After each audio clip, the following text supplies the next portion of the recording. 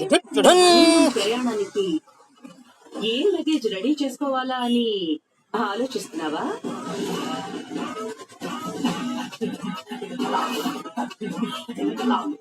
లేక ఈ ఆనంద భైరవి అల్లిన ఈ హనీమూన్ ట్రాప్ ఏంటో అర్థం కాక జుట్టు పీక్కుంటున్నావా?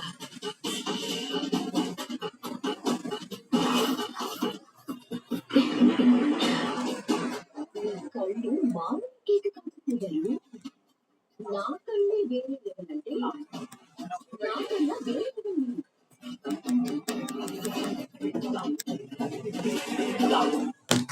ఆ ఎక్స్ప్రెసివ్ కళ్ళతో ఎక్కడ ఏ హావభావాలు పలికించాలో మాత్రమే కాదు, ఎదుటి వాళ్ళ చూపుల్లో వాళ్ళ బుర్రల్లో ఏముందో కూడా అలా చూసి ఇలా టెస్ట్ చేసేయగలరు. గ్రేట్ అత్తయ్య గారు, గ్రేట్ గ్రేట్. బాగా పొగిడాను కదా అత్తయ్య గారు.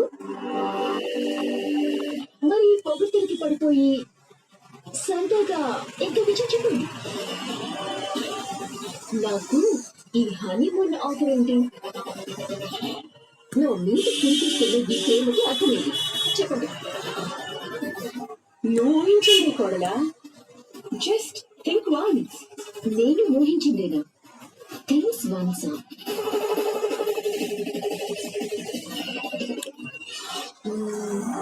ఓహో, అదే గారు, అర్థమైంది. ఇది మీ అబ్బాయి దర్శన్ని కోడలి శరణ్యాన్ని కలపటానికి వేసిన ప్లానా?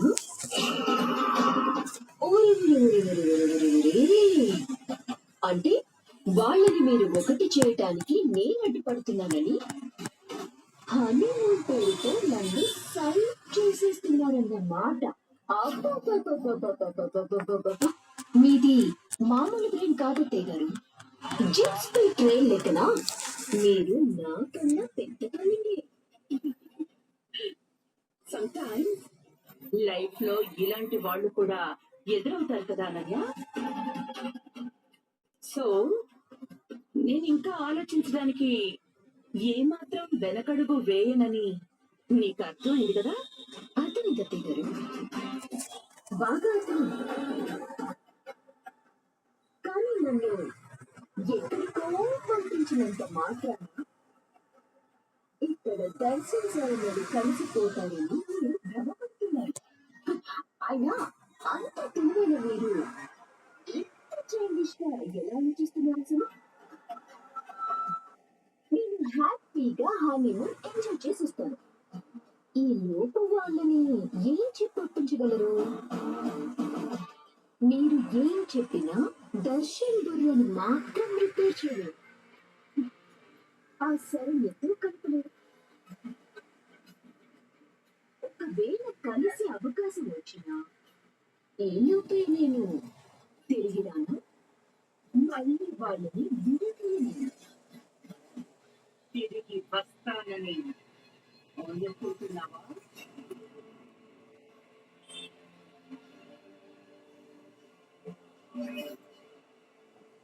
ఏంటి? అదే హనీమూన్ కి వెళ్ళినా నువ్వు తిరిగి వస్తావని అంత చైల్డిష్ గా ఎలా ఆలోచిస్తున్నా?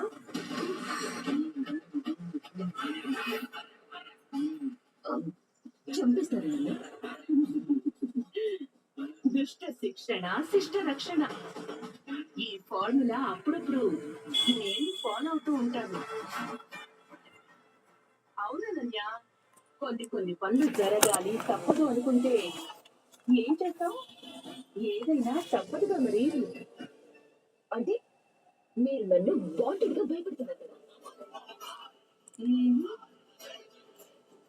విలువైన జీవి